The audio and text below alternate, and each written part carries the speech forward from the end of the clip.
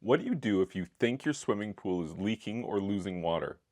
Well, the answer for this goes for all pools. Doesn't matter whether it's an above ground pool, an in ground concrete pool, doesn't matter. It's always the same answer here.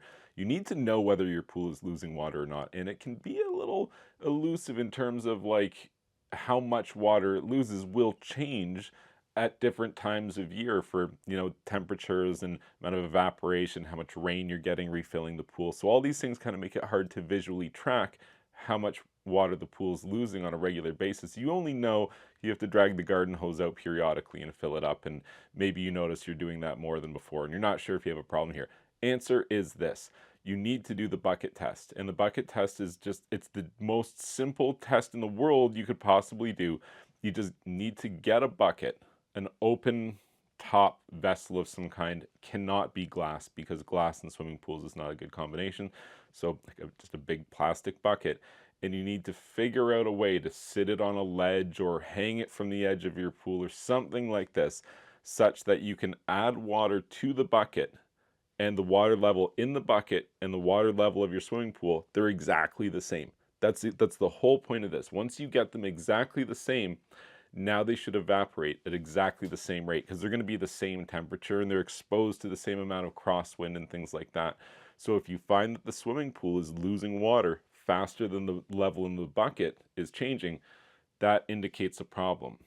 So there's another step that we can and should take here. So let's assume that we did this first test. The pool's at its normal level. We've got the bucket in the pool. We figured out, put it on a ledge, put some rocks in the bucket, took pool water, filled up the bucket, pool, exactly the same level, and we leave it overnight with the pump running.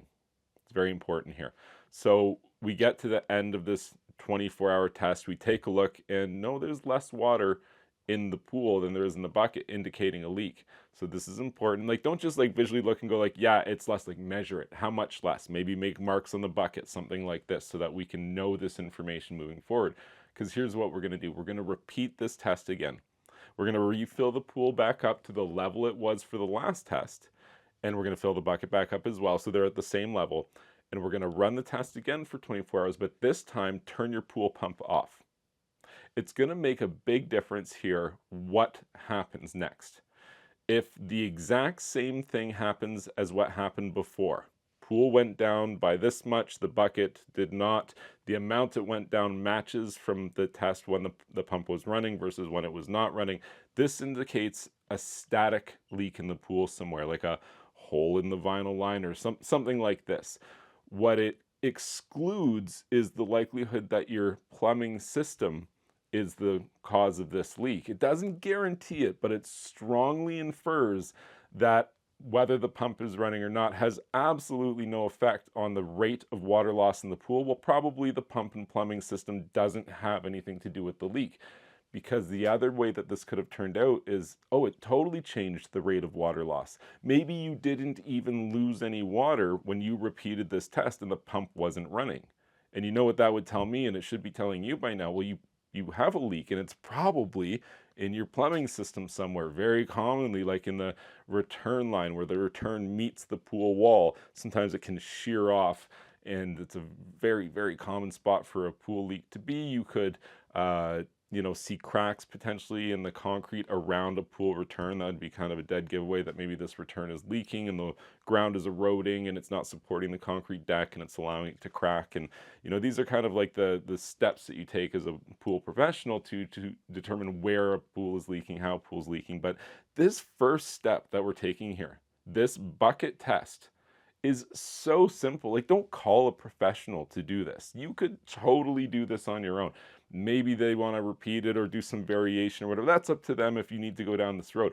But for yourself, there's a lot of information to be learned over doing this test. It takes 48 hours. We're going to do two evaporation tests with a bucket, and we're going to do one with the pool running, one with the pump running, one with the pump off. We're going to note the difference between the two. Like, this is great information that's really going to put you down a fast track towards finding where this water is going, or do you even have a leak to begin with? Because it is real common, really, really common for pool owners to think they have a leak, But it turns out that just at certain times of year, with the temperatures outside and the temperature that you keep your water, you just have a very aggressive rate of evaporation, and the bucket and the pool both lose water at the same rate. You don't have a problem. You probably should just explore something like putting a cover on the pool at night to limit the amount of evaporation that you're experiencing. So the bucket test, it's great. You should do it. No excuse not to. It can be a little tricky if, not every pool is like concrete steps you can just set a bucket on. Like, hang it from an edge, put it on a ladder, figure out a way to get a bucket in the water so that you can do this evaporation test and determine, are you actually losing water? And if you are, do you lose the same rate whether the pump is running or off? If you found this information helpful, please be sure to like this video and subscribe to my YouTube channel. And you can check out my website, swimmingpoolsteve.com.